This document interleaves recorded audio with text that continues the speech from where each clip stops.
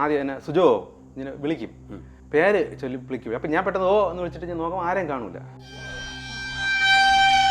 മുമ്പ് അമ്മയുടെ അടുത്ത് അച്ഛൻ്റെ അടുത്തൊക്കെ പപ്പ ഇങ്ങനെയൊക്കെ പറയും, ഞാൻ ഇങ്ങനെ പിന്നെ ആരോ എന്നെ നിയന്ത്രിക്കുന്നു, എന്നെ ആരോ വിളിക്കുന്നു എന്നൊക്കെ പറയുമ്പോൾ അവരത് സീരിയസ് ആയിട്ട് എടുത്തിട്ടില്ല. അപ്പോൾ എനിക്ക് ആ ദേഷ്യമായി. പിന്നെ ഈ സാധനം എന്തിനാണ് എനിക്ക് പ്രശ്നം ഉണ്ടാക്കി തരണത്? ഈ ഉണ്ടാക്കിയിട്ട് ഇന്ന ദിവസം ഉണ്ടാവുമെന്ന് പറഞ്ഞ് ഉണ്ടാക്കുകയും ചെയ്യും, ഇന്ന ദിവസം മാറുമെന്ന് പറഞ്ഞ് മാറ്റുകയും ചെയ്യും. അപ്പോൾ എന്തിനാണ് ഇത് രണ്ടും ചെയ്യണത്? ഒന്നുകിൽ ചെയ്യാതിരുന്നാൽ പോരെ. ഇത് ആരാണ് ഇത് എന്നെ ഇങ്ങനെ നിയന്ത്രിക്കുന്നത്? എന്തിനാണ് എന്നെ ഇങ്ങനെ കിടന്ന് പിടിക്കുന്നത്? എന്നെ ഒന്ന് സ്വതന്ത്രമാക്കി വിട്ടൂടെ? എനിക്ക് എല്ലാവരും ജീവിക്കും പോലെ എനിക്ക് എൻ്റെ രീതിയിൽ പോകണ്ടേ? ഈ സുപ്പീരിയർ പവർ ശിവനാണോ അതോ കൃഷ്ണനാണോ അതോ അല്ലാഹു? ഈ സുപ്പീരിയർ പവർ ഇപ്പം എന്നെയൊക്കെ നിയന്ത്രിക്കുന്നില്ലേ? ഇപ്പം മുഹമ്മദ് നബിയൊക്കെ നിയന്ത്രിച്ചു, അല്ലെങ്കിൽ ഇപ്പം ശ്രീകൃഷ്ണൻ, ഇവരെയൊക്കെ അയക്കുന്നത് പോലെ അയച്ച ഒരു ഇതാണ് നമ്മളെ ഈ യേശു. സുപ്പീരിയർ പവർ ഒരു മനുഷ്യനുമല്ല, ഒരു രൂപവുമില്ല. ഇതിനു മുമ്പ് ഏലിയനെ കണ്ടിട്ടുണ്ടോ?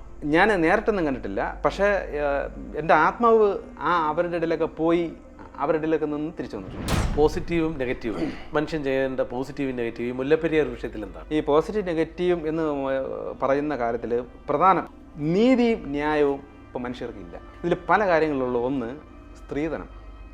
പുരുഷന്മാർ സ്ത്രീധനം വാങ്ങിക്കുന്ന സകല പുരുഷന്മാരും പ്രകൃതിക്ക് നേരെ വിരുദ്ധമായി കഴിഞ്ഞു. അനുഭവങ്ങൾ പലർക്കും പലതാണ്. അത്തരം അനുഭവങ്ങളിലൂടെ സഞ്ചരിച്ച ഒരു വ്യക്തിയാണെന്ന് നമ്മുടെ ഇപ്പോൾ ഉള്ളത് സിജോ രാജൻ. നമസ്കാരം. നമസ്കാരം. കോളേജ് കാലഘട്ടം മുതൽ പാർട്ടി പ്രവർത്തനം, പിന്നെ എപ്പോഴാണ് ഈ ഒരു ആത്മീയ വഴി അല്ലെങ്കിൽ വ്യത്യസ്തമായൊരു ആത്മീയ വഴി തിരഞ്ഞെടുത്തത്? എങ്ങനെയായിരുന്നു അതിൻ്റെ തുടക്കം? ശരിക്കും എൻ്റെ ചെറുപ്രായം, അതായത് സ്കൂളിലൊക്കെ പഠിക്കുന്ന ആ പ്രായം മുതലേ ഞാൻ പോലും അറിയാതെ ആരോ എന്നോട് വിളിക്കുകയും സംസാരിക്കുകയും ചെയ്യുന്ന ഒരു അനുഭവങ്ങൾ ചെറുതിൽ എനിക്കുണ്ട്. പക്ഷേ എല്ലാ മനുഷ്യർക്കും അല്ല എല്ലാ പിള്ളേർക്കും എൻ്റെ കൂടെയുള്ളവർക്കൊക്കെ ഇങ്ങനെയാണ്, എല്ലാവർക്കും ഇങ്ങനെയാണ് എന്നായിരുന്നു എൻ്റെ ധാരണ. കുറേ മാറി ഒരു പരുവം കഴിഞ്ഞപ്പം ഇത് പതുക്കെ അങ്ങ് കുറഞ്ഞു. പക്ഷേ അപ്പോഴേക്കും ഞാൻ കോളേജിലൊക്കെ പഠിക്കുന്ന സമയമായി, ഫ്രണ്ട്സുമായിട്ടൊക്കെ പോയി അല്പം മദ്യപാനവും അങ്ങനെ ഇങ്ങനെയൊക്കെ ജീവിക്കുന്ന സമയത്ത് ഇതങ്ങ് കുറയാൻ തുടങ്ങി. എങ്ങനെ ഈ തുടക്കം എങ്ങനെയായിരുന്നു? ഈ കുട്ടിക്കാലം മുതൽ എങ്ങനെയാണ് ഈ ശബ്ദം ഉദാഹരണം പറഞ്ഞപ്പോൾ ഞാൻ എൻ്റെ അമ്മയുടെ അടുത്തൊക്കെ വഴക്കൂടെ എന്തെങ്കിലുമൊക്കെ ചെയ്യുന്നുണ്ടെങ്കിൽ കുറച്ച് കഴിഞ്ഞ് ഞാൻ മുറിയിലേക്ക് ഇരിക്കുകയല്ലേ ചെയ്യുമ്പം ആദ്യം എന്നെ സുജോ ഇങ്ങനെ വിളിക്കും, പേര് ചൊല്ലി വിളിക്കും. അപ്പം ഞാൻ പെട്ടെന്ന് ഓ എന്ന് വിളിച്ചിട്ട് ഞാൻ നോക്കുമ്പോൾ ആരെയും കാണൂല. അപ്പോൾ സാധാരണ സ്വാഭാവികമായിട്ടും നമ്മൾ വിചാരിക്കും വീട്ടിലാരെങ്കിലും വിളിച്ചെന്ന് വിചാരിക്കും. അച്ഛനല്ല, അച്ഛൻ ആ സമയത്ത് മിക്കവാറും കാണൂല, ജോലിക്കൊക്കെ പോയിരിക്കും. അച്ഛൻ്റെ ജോലി റൂമുണ്ട്, ആ റൂമിൻ്റെ അകത്തായിരിക്കും എപ്പോഴും. പക്ഷേ അച്ഛൻ്റെ ശബ്ദം അല്ല വേറൊരു പ്രായമൊക്കെ ഉള്ള ഒത്തിരി ഗാംഭീര്യം സൗണ്ടുള്ള ഒരാൾ ഒരു ഹാളിനകത്ത് നിന്ന് വിളിക്കുന്ന ഒരു എക്കോ പോലെ ഇങ്ങനെ ഫീൽ ചെയ്യും. നമ്മൾ ഈ അശരീരി, പക്ഷെ അശരീരി പോലെ അങ്ങ് അത്രയും അല്ല, ഒരു ചെറിയൊരു മുഴക്കം ഒരു മുഴക്കമുണ്ട്. അപ്പോൾ പെട്ടെന്ന് പേടിക്കും. പേടിച്ചിട്ട് ഓ എന്ന് വെച്ചിട്ട് നോക്കും, കാണൂല. ഇങ്ങനെയൊക്കെ ഉണ്ട്. ആദ്യകാലങ്ങൾ അങ്ങനെയാണ്. ആദ്യകാലം കുട്ടിയായിരിക്കണം, കൊച്ചുകുട്ടിയായിരിക്കുമ്പോഴേ ഒരു 4ാം ക്ലാസ് 5ാം ക്ലാസ് പഠിക്കുന്ന സമയം മുതൽ ഇങ്ങനെ ഉണ്ട്. ഇതെപ്പോഴാണ് ഇത് ശരിക്കും ഒരു ശബ്ദമാണെന്ന് തിരിച്ചറിഞ്ഞപ്പോഴായിരുന്നു? ഇത് ഞാൻ മാത്രമേ ഇത് കേൾക്കുന്നുള്ളൂ? അത് ഈ കോളേജിൽ പറഞ്ഞല്ലോ ചെറിയ പാർട്ടി പ്രവർത്തനവും അങ്ങനെയൊക്കെ പോയ സമയത്ത് ആ സമയം മുതലാണ് ഞാൻ എൻ്റെ ഫ്രണ്ട്സിൻ്റെ അടുത്തും, അത് എനിക്ക് 10ാം ക്ലാസ് വരെ അധികം ആരുടെ അടുത്തും ബന്ധമൊന്നുമില്ല, സ്കൂളിൽ പോയാലും അധികം ഫ്രണ്ട്സൊന്നുമില്ല, അങ്ങനെ ഒരു പാവത്താനായിരുന്നു. കോളേജിലൊക്കെ പോയതിനു ശേഷമാണ് ഇത്തിരി ഫ്രണ്ട്സിൻ്റെ ഒക്കെ കൂടി ഇത്തിരി സിനിമ കാണാൻ പോക്കും ഇങ്ങനെയൊക്കെ തുടങ്ങി. ചട്ടമ്പിത്തരമൊക്കെ തുടങ്ങിയ സമയത്ത് ഈ എൻ്റെ കൂട്ടുകാരന്മാരുടെ അടുത്തൊക്കെ ഇങ്ങനെയൊക്കെ അനുഭവങ്ങൾ ഞാൻ ഉണ്ടെന്നൊക്കെ പറയുമ്പം അവർ വിശ്വസിക്കില്ല. പക്ഷേ മുമ്പ് അമ്മയുടെ അടുത്ത് അച്ഛൻ്റെ അടുത്തൊക്കെ പപ്പ ഇങ്ങനെയൊക്കെ പറയും, ഞാൻ പിന്നെ ആരോ എന്നെ നിയന്ത്രിക്കുന്നു, എന്നെ ആരോ വിളിക്കുന്നു എന്നൊക്കെ പറയുമ്പോൾ അവരത് സീരിയസ് ആയിട്ട് എടുത്തിട്ടില്ല. പിന്നെ എനിക്ക് മനസ്സിലായി ഇത് എന്നെ മാത്രം നിയന്ത്രിക്കുന്ന ഏതോ ഒരു ശക്തി എന്നെ ട്രാപ്പ് ചെയ്തു എന്നൊക്കെ വിചാരിച്ച് ഞാൻ പിന്നെ ഇത് ആരൊന്നും പറയാതെയായി. അന്നൊന്നും ഈ ഹോസ്പിറ്റലിൽ നമുക്ക് മാനസികമായിട്ടുള്ള പ്രശ്നം എന്തെങ്കിലും ആവാം, എന്തെങ്കിലും സൈക്കോളജിക്കലോ സൈക്ലിക് പ്രശ്നങ്ങളോ എന്തോ ആവാമെന്നുള്ള രീതിയിൽ ഹോസ്പിറ്റലിലോ അല്ലെങ്കിൽ അത്തരം ഇത് തോന്നലാണെന്ന് ഇവർ പറയാൻ തുടങ്ങിയപ്പോഴേ എൻ്റെ ഉള്ളിൽ സംസാരം ഉണ്ടല്ലോ, ഇത് പറഞ്ഞ് ഇത് ആരുടെ ഇനി അധികം ഒന്നും പറയണ്ട. അപ്പോൾ എനിക്ക് മനസ്സിലായി പറഞ്ഞാൽ ചിലപ്പോൾ എന്നെ വട്ടെന്നും പറഞ്ഞ് ചിലപ്പം അങ്ങനെ ചിന്തിക്കണമെങ്കിലാന്ന് വിചാരിച്ച് ഞാൻ പിന്നെ അത് അടുത്ത് പറയാതെയായി. അപ്പം ഈ മോൻ ഇങ്ങനെ ഒരു വിഷയം ഉണ്ടെന്ന് തിരിച്ചറിഞ്ഞ ആൾക്കാർ ഇപ്പം ഇങ്ങനെ ശബ്ദം കേൾക്കുന്നു, കൂട്ടുകാർ പറയുന്നു, അപ്പോൾ അവരാരും അന്ന് കളിയാക്കുകയോ 1-2 ഫ്രണ്ട്സുകൾ പറയട്ടെ നിനക്ക് എന്തോ ഒരു വ്യത്യാസമുണ്ട്. പിന്നെ അതേപോലെ തന്നെ പല കാര്യങ്ങൾ അവർ എൻ്റെ ചോദിക്കുമ്പോൾ ഞാൻ ഈ ചില കാര്യങ്ങളൊക്കെ പറയുമ്പം അവരൊക്കെ നിനക്ക് ആര് പറഞ്ഞെന്ന് ഞാൻ പറഞ്ഞു, എൻ്റെ അകത്തിരുന്ന ആരോ എനിക്ക് ആരോ പറഞ്ഞിരുന്നു. അതായത് നടക്കാൻ പോകുന്ന കാര്യങ്ങൾ അല്ലല്ല, ചില ഉപദേശം പോലെയൊക്കെ പറയും, നീ ഇങ്ങനെ ചെയ്താൽ മതി, നീ അങ്ങനെ ചെയ്താൽ നിൻ്റെ കാര്യം ഓക്കെ ആവും എന്നൊക്കെ ഞാൻ ഉപദേശിക്കില്ല. അല്ല നടക്കാൻ പോകുന്ന കാര്യങ്ങൾ നമുക്ക് അറിയാൻ പറ്റില്ല അല്ലേ? എനിക്ക് നടക്കാൻ പോകുന്ന കാര്യങ്ങൾ എനിക്ക് കാണിച്ചു തരാറുണ്ട്. പിന്നെ അവരെങ്ങനെ അതിശയപ്പെടുന്നത്? ഇപ്പം ഞാനിപ്പം മറ്റൊരു വ്യക്തിക്ക് ഇന്ന സംഭവിക്കാൻ പോകുന്നു, അത് ഞാനിങ്ങനെ പറയുമ്പോഴായിരിക്കും എനിക്ക് സംഭവിക്കാൻ പോകുന്നതാണ് എനിക്ക് കൂടുതൽ കിട്ടുന്നത്. എനിക്ക് എൻ്റെ പേഴ്സണൽ കാര്യത്തിൽ ഇങ്ങനെ ഒരു പ്രശ്നം വരും, കറക്റ്റ് സമയത്ത് അങ്ങനെ ഒരു പ്രശ്നം വരികയും ചെയ്യും. പിന്നെ ഈ ഒരു പ്രശ്നം ഇത്ര ദിവസത്തിനകത്ത് മാറും എന്ന് പറയുകയും ചെയ്യും. കറക്റ്റ് സമയത്ത് മാറുകയും ചെയ്യും. ചിലപ്പോൾ ഡേറ്റ് വരെ പറയും, ഇന്ന ഡേറ്റിൽ ഈ പ്രശ്നം മാറും, ഞാൻ മാറ്റിത്തരും, ഇന്ന് കിട്ടും. ആ സമയത്ത് മാറുകയും ചെയ്യും. അപ്പോൾ എനിക്ക് ആ ദേഷ്യമായി. പിന്നെ ഈ സാധനം എന്തിനാണ് എനിക്ക് ഈ പ്രശ്നം ഉണ്ടാക്കി തരണത്? ഈ ഉണ്ടാക്കിയിട്ട് ഇന്ന ദിവസം ഉണ്ടാവുമെന്ന് പറഞ്ഞ് ഉണ്ടാക്കുകയും ചെയ്യും, ഇന്ന ദിവസം മാറുമെന്ന് പറഞ്ഞ് മാറ്റുകയും ചെയ്യും. അപ്പോൾ എന്തിനാണ് ഇത് രണ്ടും ചെയ്യണത്? ഒന്നുകിൽ ചെയ്യാതിരുന്നാൽ പോരെ. അപ്പോൾ എനിക്ക് ആ പ്രശ്നം വരാതെ നോക്കാൻ ഈ ശക്തിക്ക് കഴിവില്ലേ? ഇന്നൊക്കെ സംശയങ്ങൾ തുടങ്ങി. അത് കൂട്ടുകാരും ചോദിച്ചില്ലേ നിങ്ങൾക്ക് ഇങ്ങനൊരു പ്രത്യേകത? ഞാൻ അധികം ആരും പറയില്ല. എനിക്ക് വളരെ വേണ്ടപ്പെട്ട എൻ്റെ നല്ല ആയിട്ടുള്ളവരുടെ പിന്നെ ഈ കാര്യങ്ങൾ പറയാറുള്ളൂ. അങ്ങനെ ഒരു ഫ്രണ്ട് ഇപ്പോഴും എൻ്റെ കൂടെ സുഹൃത്തായിട്ട് ഇപ്പോഴും എൻ്റെ കൂടെ ഉണ്ട്. അന്നേ ഇതൊക്കെ അറിയാവുന്ന ആൾ ഇപ്പോഴും എൻ്റെ കൂടെ ഉണ്ട്. എന്നെ ജോലിയിൽ ഹെൽപ്പ് ചെയ്തും ഒക്കെ ഇപ്പോഴും ഇപ്പോൾ ഉണ്ട്. എന്തായിരുന്നു അങ്ങയുടെ തൊഴിൽ കാര്യങ്ങൾ? എന്തായിരുന്നു? ഞാൻ ഡെൻ്റൽ ലാബാണ്, ഡെൻ്റൽ മെക്കാനിക് കോഴ്സ് മെഡിക്കൽ കോളേജിൽ പഠിച്ചിട്ട് അന്ന് ആ ചെറുപ്രായം മുതൽ തന്നെ എൻ്റെ കാര്യം ഞാൻ സ്വന്തമായിട്ട് നോക്കി ജോലിയും കാര്യങ്ങളായിട്ട് മുന്നോട്ട് പോയിക്കൊണ്ടിരിക്കുന്നുണ്ട്. അപ്പോൾ ഇത്തരം സാഹചര്യം സർക്കാർ ജോലിയായിരുന്നു? അല്ലല്ല, പ്രൈവറ്റാണ്. പ്രൈവറ്റായിട്ട് സ്വന്തമായിട്ട് ലാബ് വർക്ക് ചെയ്യുന്നു. ഈ ജോലിക്ക് പോകുമ്പോൾ നമ്മൾ ഇപ്പോൾ അവിടെ ചെന്നിരിക്കുമ്പോഴൊക്കെ ആൾക്കാരുണ്ടാവും. ആ സമയത്തൊക്കെ ഇതുപോലുള്ള അശരീരി ഞാൻ സ്വന്തമായിട്ടാണ് ചെയ്യുന്നത്. അപ്പം ഞാൻ പല ഡോക്ടേഴ്സിൻ്റെ വർക്ക് കളക്ട് ചെയ്തിട്ട് എൻ്റെ വീട്ടിൽ തന്നെ ഞാൻ ഒരു സ്ഥലം റെഡിയാക്കി വെച്ചിട്ട് ഞാൻ ഒറ്റയ്ക്ക് എൻ്റെ വർക്ക് ഞാൻ തന്നെ ചെയ്ത് ഞാൻ തന്നെ കൊണ്ടുകൊടുത്താണ് തുടങ്ങുന്നത്. പിന്നെ എന്നെ ഹെൽപ്പ് ചെയ്യാൻ വേണ്ടി ഞാൻ ആരെങ്കിലൊക്കെ അതുപോലെ എൻ്റെ ഫ്രണ്ട്സിനെ ആരെങ്കിലും ഹെൽപ്പ് ചെയ്യാൻ നിർത്തും. അവർ വഴി അവർ കൊണ്ടു കൊടുക്കും, ഞാൻ ഒറ്റയ്ക്ക് വർക്ക് ചെയ്യും, അവരും കൂടെ ഹെൽപ്പ് ചെയ്യും. അങ്ങനെയാണ് പൊയ്ക്കൊണ്ടിരിക്കുന്നത്. അപ്പോഴും ഈ ജോലി സമയത്തൊന്നും ഈ അശരീരി ഒന്നും ഉണ്ട്. ജോലി സമയത്തും കേൾക്കാം. ജോലി സമയത്തും ഉണ്ട്. എൻ്റെ കൂടെയുള്ളവർക്ക് അറിയുകയും ചെയ്യാം. എൻ്റെ കൂടെ ജോലി ചെയ്തുകൊണ്ടിരിക്കുന്നവർക്ക് അറിയാം ഈ പുള്ളിക്ക് എന്തോ ഇങ്ങനെയൊക്കെ ഉണ്ടെന്നുള്ള അറിയാം. അപ്പോൾ താങ്കൾക്ക് ആ സമയത്ത് എന്തെങ്കിലും പ്രത്യേകതരം ഒരു വിഭ്രാന്തിയിലോട്ട് പോകാവുന്ന അവസ്ഥ വല്ലതും ഉണ്ടായിരുന്നു? വിഭ്രാന്തി എനിക്ക് പേഴ്സണലി എനിക്ക് പേടിയാണ്. ഇത് ആരാണ് ഇത് എന്നെ ഇങ്ങനെ നിയന്ത്രിക്കുന്നത്? എന്തിനാണ് എന്നെ ഇങ്ങനെ കിടന്ന് പിടിക്കുന്നത്? എന്നെ സ്വതന്ത്രമാക്കി വിട്ടൂടെ? എനിക്ക് എല്ലാവരും ജീവിക്കും പോലെ എനിക്ക് എൻ്റെ രീതിയിൽ പോകണ്ടേ? ഇത് ഇങ്ങനെ പോകാവൂ, അല്ലെങ്കിൽ ഇങ്ങനെ ഇതേ വരുവുള്ളൂ, അത് അതേപോലെ സംഭവിക്കും, ഇങ്ങനെ ചെയ്യരുത്, അത് ചെയ്താൽ അത് പ്രശ്നം വരും. ഇങ്ങനെ ഒരു നിയന്ത്രണം വരാൻ തുടങ്ങിയപ്പം എനിക്ക് പേഴ്സണലി എനിക്കൊരു വിഷമം ഉണ്ടായിരുന്നു ആദ്യം. ഇത് മറ്റൊരു യൂട്യൂബിലൊരു വാർത്ത, ഒരു ലേഡി അവരുടെ തലച്ചോറിൽ ചിപ്പ് ഘടിപ്പിച്ചിട്ട് ആരോ നിയന്ത്രിക്കുന്നു എന്ന് പറയുന്നുണ്ട്. ഒരിക്കലും അങ്ങനെ ഒരു ചിപ്പ് ഘടിപ്പിക്കാൻ പറ്റില്ല. അപ്പോൾ ഇത്തരം ഒരു അവസ്ഥയായിരിക്കും അവർക്ക്? ഇതേപോലത്തെ അവസ്ഥയായിരിക്കാം. പക്ഷേ എനിക്ക് ഇതെന്താണെന്നും ഞാൻ കണ്ടുപിടിച്ച് ക്ലാരിഫൈ ചെയ്ത് എനിക്ക് അതിൻ്റെ ഉത്തരവൊക്കെ എനിക്ക് കിട്ടിയിട്ടുണ്ട്. അപ്പോൾ ഈ ചിപ്പ് ഘടിപ്പിച്ചവർക്ക് എന്താണ് സംഭവിക്കണം എന്നുള്ളതും എന്നെ നിയന്ത്രിക്കുന്ന ഈ ശക്തി എനിക്ക് പറഞ്ഞു തന്നിട്ടുണ്ട്. ഇതെന്താണ് അവർക്ക് സംഭവിക്കണേ എന്നുള്ളത് എനിക്ക് പറഞ്ഞു. എന്തായിരുന്നു അവർക്ക് സംഭവിച്ചത്? അതിനാദ്യം എന്നെ നിയന്ത്രിക്കുന്ന ശക്തി ആരെന്നും തിരിച്ചറിയണം. എന്നെ നിയന്ത്രിക്കുന്ന ശക്തി എന്നെ അന്വേഷിക്കുക എന്ന് പല ആവർത്തി പറഞ്ഞ് ഞാൻ അതിനുശേഷമാണ് അമ്പലങ്ങളിലും അവിടെയൊക്കെ ഞാൻ ഈ എന്നെ നിയന്ത്രിക്കുന്ന ശക്തി ആരെന്ന് അന്വേഷിച്ച് തുടങ്ങിയത്. അത് അവസാനം പല മതങ്ങളിലൂടെ പോയി പ്രപഞ്ചത്തെയൊക്കെ നിയന്ത്രിക്കുകയും സൃഷ്ടിച്ചു വെച്ചിരിക്കുന്ന ഒരു അദൃശ്യ ശക്തി, അത് എന്നിലൂടെ എന്നെ സ്വാധീനിച്ച് എന്തോ ചില കാര്യങ്ങൾ പറയുന്നതായിട്ട് എനിക്ക് മനസ്സിലായി. അത് അങ്ങയിലൂടെ പല കാര്യങ്ങളും ഭൂമിയിൽ നടപ്പാക്കണം. അത് എന്തോ കാര്യങ്ങൾ നടപ്പാക്കാനുണ്ട്. അതുകൊണ്ട് അത് പലതും രഹസ്യത്തിൽ വെച്ചിട്ടുമുണ്ട്. അതെനിക്ക് പബ്ലിക് പറയാൻ പറ്റില്ല.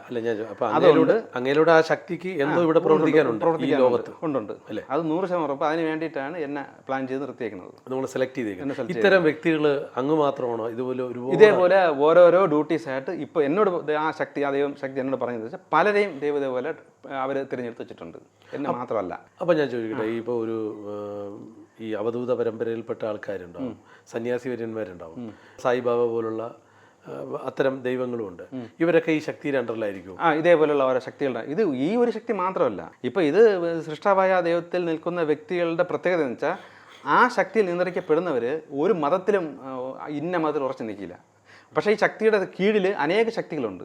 ഇത് സുപ്പീരിയർ പവർ പോലെയാണ് ഈ പ്രപഞ്ചം മൊത്തം നൽകുന്ന ശക്തി നിൽക്കുന്നത്. അതിൻ്റെ കീഴിൽ ഇങ്ങനെ പവേഴ്സ് കുറഞ്ഞു അനേകരുണ്ട്. ഈ സുപ്പീരിയർ പവർ ശിവനാണോ അതോ കൃഷ്ണനാണോ അതോ അല്ലാഹു? ഈ സുപ്പീരിയർ പവർ യേശുവും ഈ സുപ്പീരിയർ പവർ അയച്ച ഇപ്പം എന്നെയൊക്കെ നിയന്ത്രിക്കുന്നില്ലേ? ഇപ്പം മുഹമ്മദ് നബിയൊക്കെ നിയന്ത്രിച്ചു, അല്ലെങ്കിൽ ഇപ്പം ശ്രീകൃഷ്ണൻ, ഇവരെയൊക്കെ അയക്കുന്നത് പോലെ അയച്ച ഒരു ഇതാണ് നമ്മളെ ഈ യേശുവും. പക്ഷേ ഓരോരുത്തർക്കും ഓരോ നിയോഗങ്ങളാണ്. ഇപ്പോൾ ഒരാൾ മാത്രം ആയിരിക്കില്ല പവർ നിയന്ത്രിക്കുന്നത്. അല്ല, ഞാൻ ചോദിച്ചതല്ല. ഇപ്പം യേശു എന്ന് പറയുന്ന ആളാണോ ഈ സുപ്പീരിയർ പവർ എന്ന് പറയുന്നത്? അല്ലല്ല. അതോ കൃഷ്ണൻ എന്ന് പറയുന്ന ആളാണോ അതോ ശിവനാണോ ഈ സുപ്പീരിയർ പവറിൽ നിൽക്കുന്ന ആൾ? സുപ്പീരിയർ പവർ ഒരു മനുഷ്യനുമല്ല, ഒരു രൂപവുമില്ല. അതൊരു മനസ്സ് മാത്രമാണ്, ഒരു ശക്തി മാത്രമാണ്. അത് പ്രപഞ്ചം മൊത്തം നിയന്ത്രിച്ചും ആ മനസ്സിൻ്റെ ഇഷ്ടം അനുസരിച്ചാണ് നമ്മൾ ഈ പ്രപഞ്ചം അത്രയും ഉണ്ടാക്കി വെച്ചിരിക്കുന്നത്. അതിൻ്റെ ഒരു ഇപ്പോൾ AI എന്നൊക്കെ പറയുന്ന പോലെ ഒരു ആർട്ടിഫിഷ്യൽ ഇൻ്റലിജൻസ് എന്ന് പറയുന്ന ഒരു ടെക്നോളജിയാണത്. അതൊരു മനസ്സാണ്. അത് അതിന് ഇഷ്ടത്തിനനുസരിച്ചും അതിൻ്റെ ഭാവന അനുസരിച്ചും സൃഷ്ടിച്ച് വെച്ചിരിക്കുന്നതാണ് നമുക്ക് ചുറ്റി കാണുന്ന ഈ സകല സാധനങ്ങളും. എന്നിട്ട് ഇതൊരു പവറായിട്ട് ഇത് മൊത്തത്തിൽ ഇതുണ്ട്. ഈ ഭൂമി മാത്രമല്ല, പ്രപഞ്ചം മൊത്തം പ്രപഞ്ചം അതിലൊരു ശകലമാണ് ഈ ഭൂമി. ഒരു കടൽപ്പുറത്തെ ഒരു മണൽത്തരിയിലെ ഒരു തരി മാത്രം നമ്മളെ ഭൂമി. ഇത് മൊത്തം പുള്ളിയുടെ തലയാണത്. അത് കാരണം ഈ പുള്ളിക്ക് ഞാൻ ഇന്നതാണ് എന്ന് പറഞ്ഞ് കാണിക്കാൻ പറ്റില്ല. പക്ഷെ നമുക്ക് വേണമെങ്കിൽ ആ രൂപത്തിലൂടെ കാണാം. ഈ കോൺസെപ്റ്റ് എന്ന് പറയുന്നത് പരബ്രഹ്മമാണോ? പരബ്രഹ്മമാണ്. പരബ്രഹ്മം എന്ന് പറയാം.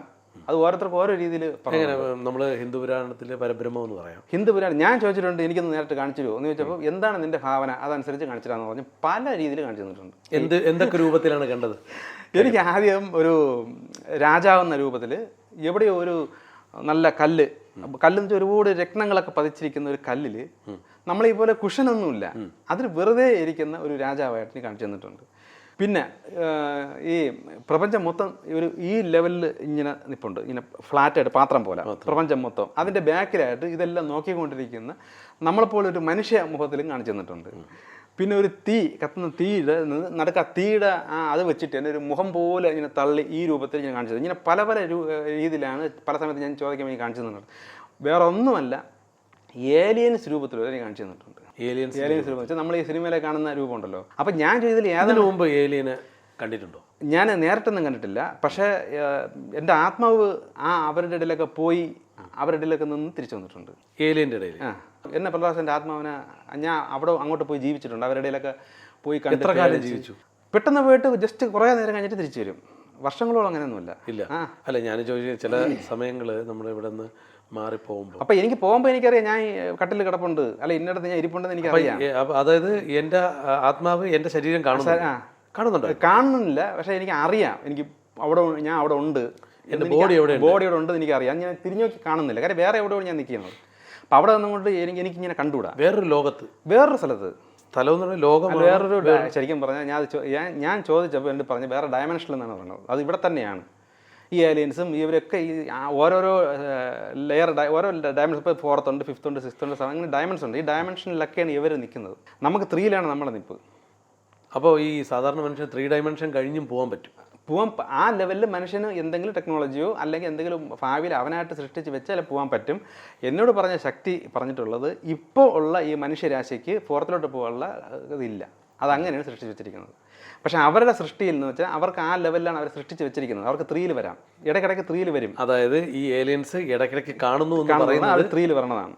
അവർക്ക് ആ ശക്തിയുണ്ട്. മുമ്പ് ഈ ശക്തികൾ നമ്മളെ മനുഷ്യരുടെ ഇടയിൽ 3ൽ വന്നിട്ട് അന്നിവിടെ ഒരു വിദ്യാഭ്യാസമോ ഒന്നുമില്ലല്ലോ, സാധാ മനുഷ്യരില്ല. അവരുടെ ഇടയിൽ വന്നിട്ട് ഈ അമ്പലങ്ങൾ സൃഷ്ടിക്കാനും വലിയ വലിയ പിരമിഡ് ഇവരെയൊക്കെ സഹായിച്ചിട്ടുണ്ട് എന്ന് അടുത്ത് പറയുന്നുണ്ട്. ഏലിയൻസ് സഹായിച്ചിട്ടുണ്ട്. പക്ഷേ അവരുടെ ടെക്നോളജിയൊക്കെ ഇവർ കൊടുത്തിട്ടുമുണ്ട്. ഇവർ തമ്മിൽ പല യുദ്ധങ്ങളും കാര്യങ്ങളും വിഷയങ്ങളും വരുമ്പം ഈ ഏലിയൻസ് തന്നെ ഇവർക്ക് അങ്ങോട്ടും അവരുടെ ആയുധങ്ങൾ കൊടുത്ത് സഹായിച്ചിട്ടുമുണ്ട്.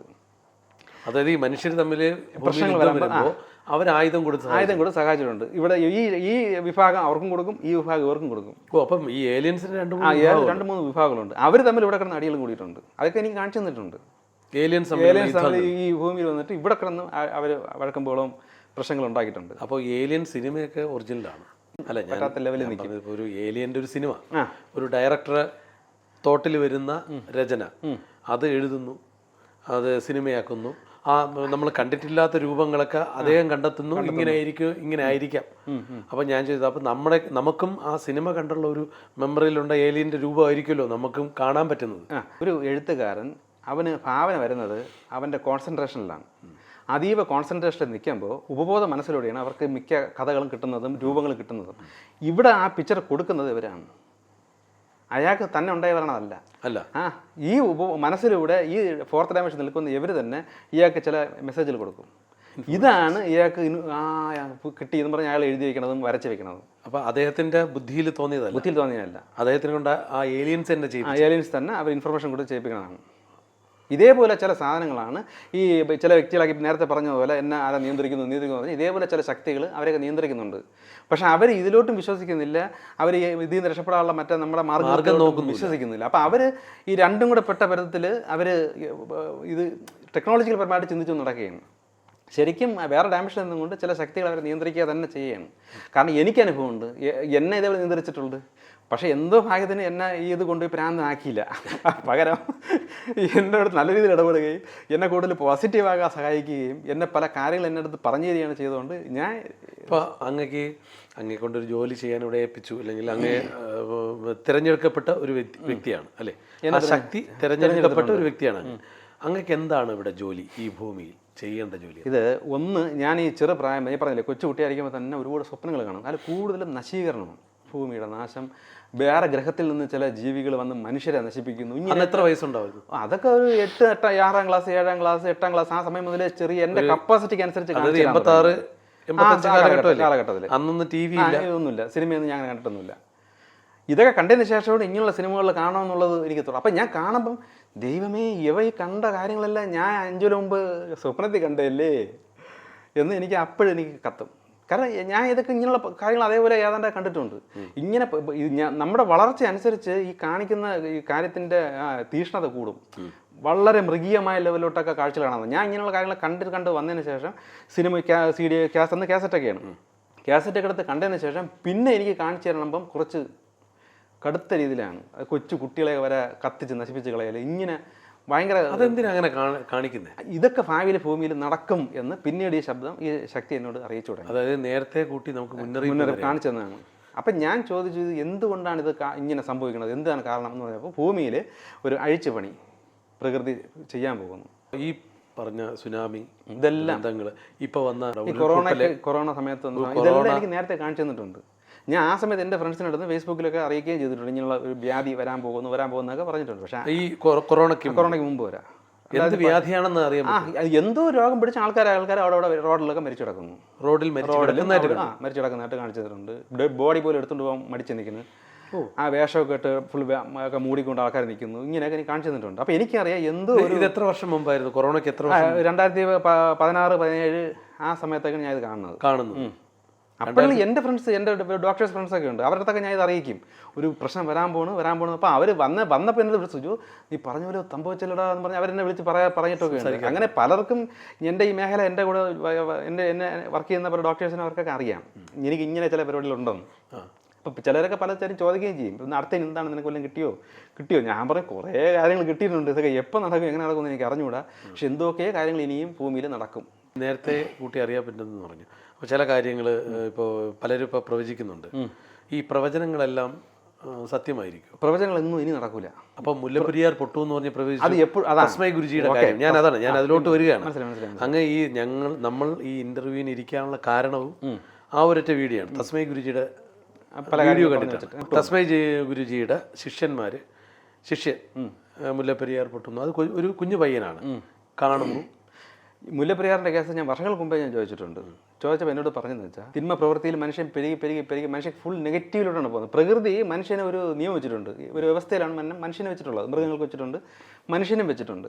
പക്ഷെ മനുഷ്യൻ ആ വ്യവസ്ഥ തെറ്റിച്ച് അവൻ്റെ സ്വന്തം ബുദ്ധിയിൽ നിയമങ്ങളൊക്കെ മാറ്റി അവരവരുടെ രീതിയിൽ മാറിപ്പോകുമ്പം ശരിക്കും ആ പ്രകൃതിയുടെ ഭൂമിയുടെ ആ ഒരു ബാലൻസ് തെറ്റുന്നുണ്ട്, സന്തുലിതാവസ്ഥ മാറുമ്പോൾ ഇത് തന്നെ ഈ തിന്മയൊക്കെ നശിപ്പിച്ചിട്ടും മൊത്തം ഒരു അഴിച്ചുപണി ചെയ്യും. അതിൻ്റെ ഭാഗമായിട്ടാണ് ഈ ഭൂമിയിലേക്കും കാര്യങ്ങളൊക്കെ ഉണ്ടാവും. അപ്പോൾ മുല്ലപ്പെരിയാർ ഉണ്ടെങ്കിൽ അത് അപ്പോൾ പൊട്ടും. അത് ഈ മെഡിറ്റേഷനിൽ കണ്ടു എന്ന് പറഞ്ഞത് ഞാൻ ചോദിച്ചെടുത്തിട്ടുണ്ട്. മുല്ലപ്പെരിയാറിൻ്റെ കേസ് ചോദിച്ചപ്പോൾ പറഞ്ഞ ഇതാണ് പ്ലാൻ, ഇപ്പോഴത്തെ പോക്കനുസരിച്ച് പൊട്ടും, അതാണ് ദൈവം കാണിച്ചു തരുന്നത്. പക്ഷേ ആ ദൈവത്തിന് അല്ലെങ്കിൽ ആ പ്രകൃതിക്ക് ഇതിനെ മാറ്റാം. മനുഷ്യൻ പോസിറ്റീവായി മാറിയാൽ മതി. ഈ നെഗറ്റിവിറ്റി കൂടി വരുന്നതിനെ മാറ്റി പോസിറ്റിവിറ്റി കൂടി വന്നു കഴിഞ്ഞാൽ ഈ നശീകരണ സ്വഭാവം പതുക്കെ പ്രകൃതി നിർത്തിവെക്കും. ഈ അതിൻ്റെ എന്താണ് ഈ പോസിറ്റീവും നെഗറ്റീവും, മനുഷ്യൻ ചെയ്യേണ്ട പോസിറ്റീവും നെഗറ്റീവും മുല്ലപ്പെരിയാർ വിഷയത്തിൽ എന്താണ്? ഈ പോസിറ്റീവ് നെഗറ്റീവും എന്ന് പറയുന്ന കാര്യത്തിൽ പ്രധാനം ഇതൊന്നും ഇനി മനുഷ്യന് മാറ്റാൻ പറ്റുമെന്ന് എനിക്ക് തോന്നുന്നില്ല. അടിസ്ഥാനമായിട്ട് ചെറിയ കാര്യങ്ങൾ, നീതിയും ന്യായവും ഇപ്പോൾ മനുഷ്യർക്കില്ല. എല്ലാം സ്വന്തം കാര്യം നേടാൻ വേണ്ടി ഇതെല്ലാം തെറ്റിച്ച് അവനവനെ ബോധിച്ചതിൽ പോകുന്നു. ഇതിൽ പല കാര്യങ്ങളുള്ളൂ. ഒന്ന്, സ്ത്രീധനം. പുരുഷന്മാർ സ്ത്രീധനം വാങ്ങിക്കുന്ന സകല പുരുഷന്മാരും പ്രകൃതിക്ക് നേരെ വിരുദ്ധമായി കഴിഞ്ഞു. കാരണം പുരുഷനെതിരെ ഒരു പൊസിഷൻ കൊടുത്തിട്ടുണ്ട്, അവൻ്റെ തൊട്ട് താഴെയാണ് സ്ത്രീ നിൽക്കേണ്ടത്. പുരുഷനെ സഹായിച്ചും പുരുഷൻ്റെ കൂടെ സഹകരിച്ച് നിൽക്കേണ്ട വ്യക്തിയാണ് സ്ത്രീ. ഇപ്പോൾ സകലമാന പുരുഷന്മാരും സ്ത്രീകളുടെ കീഴെയായി. എങ്ങനെ? ഈ സ്ത്രീധനം വഴി.